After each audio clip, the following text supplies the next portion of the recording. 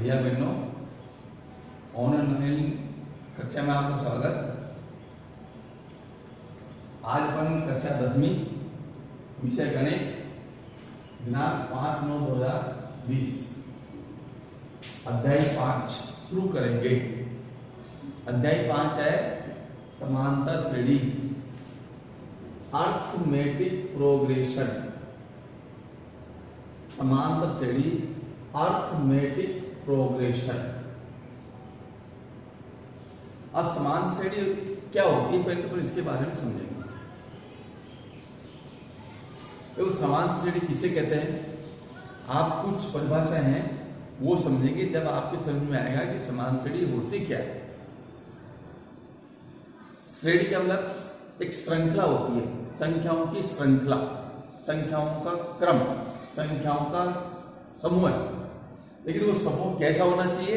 देखो आप, समान श्रेणी संख्याओं का वह अनुक्रम जिसमें उत्तरोत्तर दो पदों का अंतर समान हो, समांतर श्रेणी कहलाती है। संख्याओं का वह अनुक्रम यानी ऐसा क्रम संख्याओं का जिसमें उत्तरोत्तर दो पदों का अंतर, लगातार दो पदों का अंतर लें तो उनका यदि अंतर समान है तो वह समान श्रेणी कहलाती है। जैसे देखो 3, 6, 9, 12 ये है। यहां पर देखो 3 और 6 और 3 में अंतर 3 का, ये संख्याओं का क्रम है, अनुक्रम है, समूह है। 6 में 3 का अंतर 3, 9 में और 6 का अंतर 3, 12 और 9 में अंतर 3। तो ये अनुक्रम ऐसा है जिसमें उत्तरोत्तर दो पदों का अंतर बराबर आ रहा है, इसलिए यह अनुक्रम एक समांतर श्रेणी कहलाएगा। अर्थात अपन ऐसे भी समझते हैं इसको, समांतर श्रेणी को संख्याओं का एक समूह है जिसमें प्रथम पद के बाद, प्रथम पद पहली संख्या के बाद प्रत्येक अनुगामी पद यानी प्रत्येक अब उसके आगे आने वाला पद एक निश्चित संख्या जोड़ने पर प्राप्त होता है। प्रत्येक अनुगामी पद में एक पद पूर्वगामी संख्या में, प्रत्येक अनुगामी पद एक निश्चित संख्या जोड़ने पर आता है। प्रत्येक आगे आने वाला पद अर्थात प्रत्येक आगे आने वाला पद एक निश्चित संख्या जोड़ने पर प्राप्त होता है, आता है। संख्याओं को वह समय समांतर श्रेणी कहलाता है। जैसे देखो आप दूसरा उदाहरण 4, 9, 14, 19, 24। यहां पर देखो प्रत्येक दो पदों में अंतर 5 है, यानी 4 में 5 जोड़े 9 आ गए, 9 में 5 जोड़े 14 आ गए, 14 में 5 जोड़े 19 आ गए, 19 में 5 जोड़े 24 आ गए। अर्थात प्रत्येक पूर्वगामी पद में यानी प्रत्येक पहले पद में एक निश्चित संख्या 5 जोड़ रहे हैं, जिसका अनुगामी पद यानी आगे आने वाला पद आ रहा है। इसका ये श्रृंखला बन गई है जिसमें उत्तरोत्तर दो पदों में अंतर समान है, तो ये समांतर श्रेणी होगी। यहां पर प्रत्येक दो पदों में अंतर 5 है, तो ये जो समांतर समान है, जो अंतर क्या है, समान है। अर्थात प्रत्येक पद में 5 जोड़ने पर उसका अनुगामी पद यानी आगे आने वाला पद प्राप्त होता है, तो ये श्रेणी एक समांतर श्रेणी होगी। इसका आपको समान श्रेणी की परिभाषा में आ गई होगी।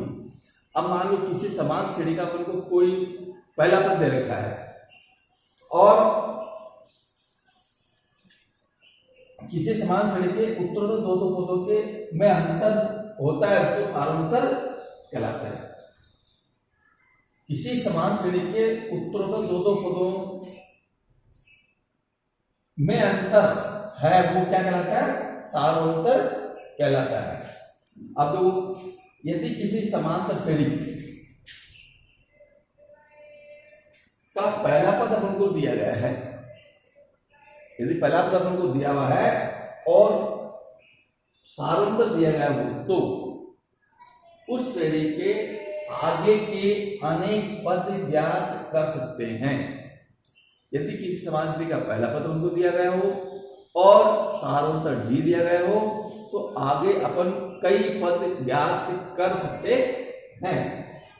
अब जैसे यदि किसी एपी का प्रथम पद ए मान लिया अपन ने और सारोत्तर डी मान लिया तो देखो आप देखें प्रथम पद तो क्या होगा ए, सारोत्तर कितना है डी।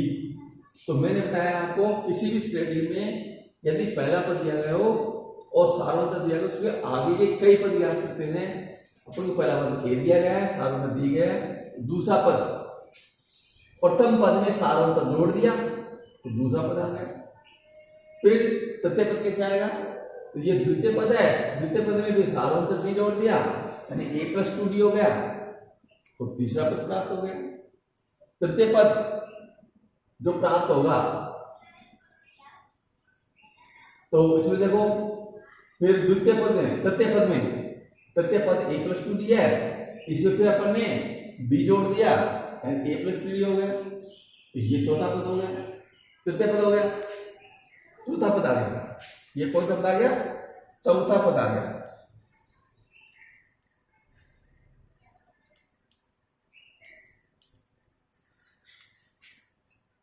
चौथा पद कैसे आया, ये तृतीय पद है, इसमें सारोत्तर डी जोड़ दिया तो ए प्लस 3d, ये चौथा पद आ गया। पांचवा पद ए5, चौथे पद में फिर अपन ने डी जोड़ दिया, चौथे पद में अपन ने ये डी जोड़ दिया तो क्या प्राप्त हो गया, ए प्लस 4d प्राप्त हो गया, पांचवा पद हो गया। इस प्रकार अपन जोड़ते जाएंगे इसका एनवा पद यानी किसी भी नंबर का आगे का पद वही सब हम याद करेंगे तो कितना आएगा वो एन पद यानी ए एन बराबर a plus n minus into d. अब यहाँ पर देखो आपकी बात समझ में आ रही कि द्वितीय पद है ए प्लस डी, एक डी पद नंबर 2 और डी 1 है यानी पदों की संख्या से एक कम है। तृतीय पद है ए3, इसमें क्या है ए प्लस 2d, तो यहाँ पदों की संख्या कितनी 3 और डी कितने 2d यानी पदों की संख्या से एक डी कम है। ऐसे चौथे पद में a4 कितना है a प्लस 3d, पदों की संख्या 4 और डी कितने 3 अर्थात पदों की संख्या से एक कम डी है। पांचवा पद a5 तो a प्लस 4d हो गया। यहाँ पे देखो पदों की संख्या से 5 है और डी कितने 4d है तो पांचवा पद कौन कितना हो गया a प्लस 4d अर्थात किसी भी पद में डी पदों की संख्या से एक कम होती है। तो अपन ने एन पद निकाला डायरेक्ट, एन पद क्या हो गया, एन पद ए एन बराबर ए प्लस, ए तो सब में आ रहा है प्लस हो रहा है प्लस, और पदों की संख्या कितने डी कितने पदों की संख्या से एक कम तो पदों की संख्या एन माइनस इंटू डी, तो किसी एपी का एन पद हो गया। क्या सूत्र बन गया इसका a plus n minus 1 into d, ये एन पद हो गया। अतः किसी समान श्रेणी का मानक रूप क्या होगा, स्टैंडर्ड रूप क्या होगा, ए प्रथम पद ए प्लस डी, द्वितीय पद ए प्लस 2d, तृतीय पद ए प्लस 3d, चौथा पद और ये एन पद हो गया a plus n minus into d होता है। अर्थात किसी एपी का एन पद क्या हो गया a plus n minus into d. A यहाँ पर क्या है प्रथम पद है, डी क्या है सारांतर है, तो कैसे क्या करते हैं द्वितीय पद माइनस प्रथम पद से।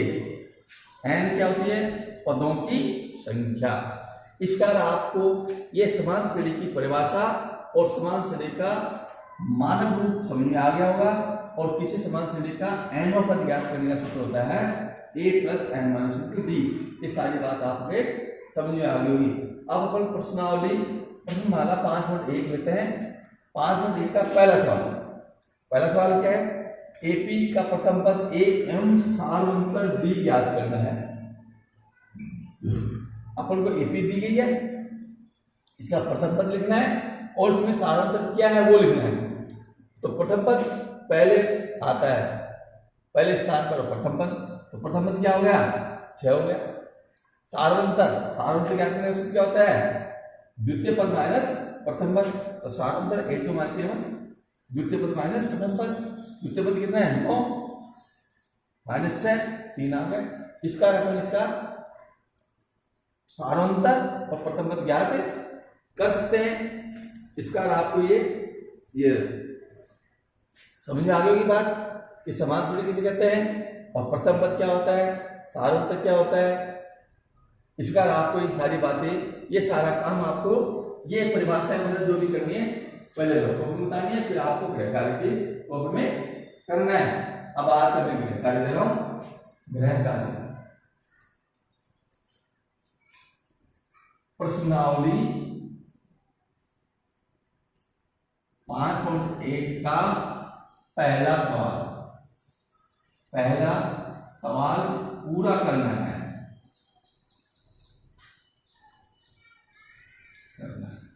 इसका आप क्या ही गृह कार्य